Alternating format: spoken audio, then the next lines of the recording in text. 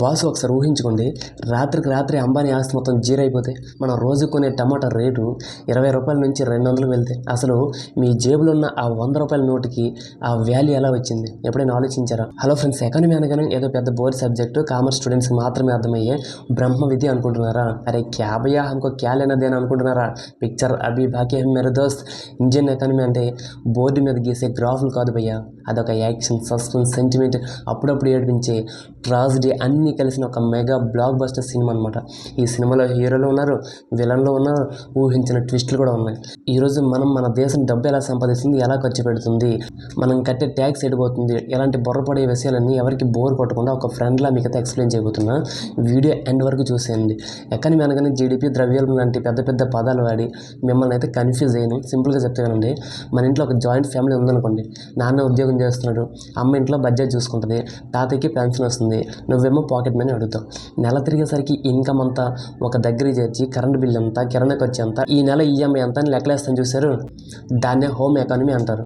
Same అదే లెక్కల్ని 140 కోట్ల మంది జనాలకు వేస్తే అదే మన ఇండియన్ ఎకానమీ. సమస్య ఎక్కడ వస్తుందంటే, ఇంట్లో నాన్న సంపాదన తగ్గిన లేదా ఖర్చులు పెరిగిన కోపం, ఆవేశం, ఫ్రస్ట్రేషన్ వస్తాయి కదా. దేశంలో కూడా అంతే, ఇన్కమ్ తగ్గితే పబ్లిక్లో ఆవేశం వస్తుంది. మన ఎకానమీకి 3 హీరోలు ఉన్నారు బస్సు. ఈ 3 బాగుంటేనే మన దేశం బాగుంటుంది. First agriculture, the foundation. మన దేశానికి వెన్నుముక రైతు అంటారు కదా, జై జవాన్ జై కిసాన్. ఒకప్పుడు మన జీడిపిలో 50% పైగా వ్యవసాయం నుంచే వచ్చేది, కానీ ఇప్పుడు అది 15 to 18% పడిపోయింది. ఎందుకు? కడుపు నింపే రైతే తన కడుపు కొట్టుకుంటున్నాడు. అప్పట్లో ఒక డైలాగ్ ఉండేది కదా, పండిస్తే కానీ తినలేమని. ఇప్పుడు పరిస్థితి ఏంటంటే, పండించేవాడికి గిట్టుబాటు ధర లేదు, కొనేవాడికి మార్కెట్లో ఏది చవకలేదు. ఇక్కడే దళారులు, సిస్టంలో ఉన్న లోపాలు మన ఎకానమీని దెబ్బతీస్తున్నాయి. సెకండ్, ఇండస్ట్రీ, మ్యానుఫ్యాక్చరింగ్ సెక్టర్ అంటే ఫ్యాక్టరీలు, బట్టలు, కార్లు, ఫోన్లు తయారు చేయడం అనమాట. చైనా ఎకానమీ రాకెట్లా దూసుకోవడానికి గల కారణం కూడా ఇదే. మనం వాడే ప్రతి చిన్న వస్తువు మీద మేడ్ ఇన్ చైనా అని ఉంటుంది. అందుకే మనం ఇప్పుడు మేక్ ఇన్ ఇండియా అంటున్నాం. అప్పుడు టైం అయ్యాగానే వెయిట్ చేస్తున్నాం. మూడోది సర్వీస్ అండ్ ఐటీ. ఇక్కడే బస్సు మన వాళ్ళ సత్తా ఏంటో ప్రపంచానికి తెలిసింది. అమెరికాలో సాఫ్ట్వేర్ కంపెనీలు అన్నీ నడిచేది మన తెలుగు వాళ్ళ ఇండియన్స్ కోడింగ్ వల్లే. ఎవడు కొడితే దిమ్మ తిరిగి మైండ్ బ్లాక్ అవుతుందో వాడే పండుగడు అన్నట్టు మన ఐటీ వాళ్ళు కొడితే సిలికాన్ వ్యాలీ మైండ్ బ్లాక్ అయింది. మన జీడిపిలో సగానికి పైగా వాటా ఇచ్చేది కూడా ఈ సెక్టరే. ఇప్పుడు అసలైన క్యారెక్టర్ ఎంట్రీ ఇస్తుంది రిజర్వ్ బ్యాంక్ ఆఫ్ ఇండియా.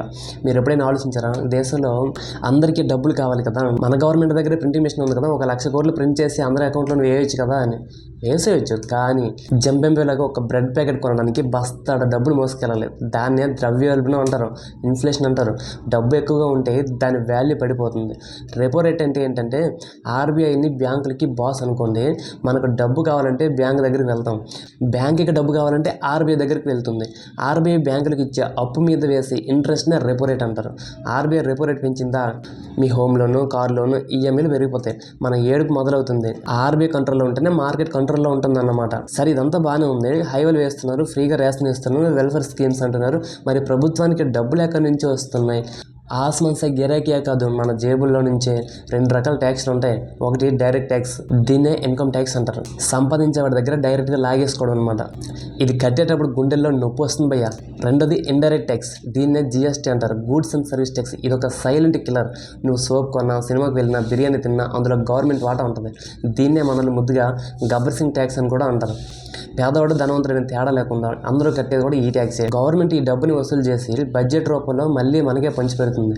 అయితే అక్కడ సామెత ఉంది, అత్త సొమ్ము అల్లుడు దానం చేసినట్టు. ఆ పంపకాల్లో లీకేజీలు, కరప్షన్ లాంటివి మన ఎకానమీకి పట్టిన చెదపురుగులు అనమాట. చాలామంది అడుగుతుంటారు, $1 ఈక్వల్ టు ₹1 అయితే ఎంత బాగుంటుందని. అదొక పగటి కలబయ్య. మన దేశం ఇతర దేశాల నుంచి కొనేవి ఎక్కువ, అమ్మేవి తక్కువ. ముఖ్యంగా క్రూడ్ ఆయిల్, పెట్రోల్ అనమాట. బయట దేశాల్లో యుద్ధాలు జరిగితే, ఎక్కడో రష్యా, ఉక్రెయిన్ కొట్టుకుంటే మన పెట్రోల్ బంక్లో రేట్ ఎందుకు పెరుగుతుందో తెలుసా? గ్లోబలైజేషన్. వాళ్ళు ఆయిల్ ఇవ్వడం ఆపేస్తే సప్లై తగ్గుతుంది, డిమాండ్ పెరుగుతుంది, రేట్ ఏమో పెరుగుతుంది. వినాశకాలే విపరీత బుద్ధి అన్నట్లు పక్క దేశాలు గొడవ పెడితే మధ్యలో మన జేబులు ఖాళీ అవుతున్నాయి కదా. సో ఫ్రెండ్స్, ఇది మన ఇండియన్ ఎకానమీ స్టోరీ. ఎన్నో సవాళ్ళు, ఎన్నో ఆటుపోట్లు. 1991లో మన దగ్గర కేవలం 2 వారాలకు సరిపడా ఫారిన్ రిజర్వ్స్ మాత్రమే ఉన్నాయి. మనం ఆల్మోస్ట్ బ్యాంక్ డ్రాప్ అయిపోయాం. అక్కడ నుంచి ఈరోజు ప్రపంచంలో 5వ అతిపెద్ద ఆర్థిక సంస్థ, 5th లార్జెస్ట్ ఎకానమీగా ఎదిగాం. త్వరలో 3rd ప్లేస్ కూడా వెళ్ళబోతున్నాం. ఇదొక అద్భుతమైన ప్రయాణం. అయితే ఎకానమీ పెరగడం అంటే స్టాక్ మార్కెట్, సెన్సెక్స్ పెరగడం మాత్రమే కాదు, అంబానీలు, అదానీలు పెరగడం మాత్రమే కాదు. కింది స్థాయిలో ఉన్న సామాన్యుడి జేబులో ₹4 మిగిలినప్పుడే, ఆ పల్లెటూరు రైతు కళల ఆనందం చూసినప్పుడే నిజమైన డెవలప్మెంట్.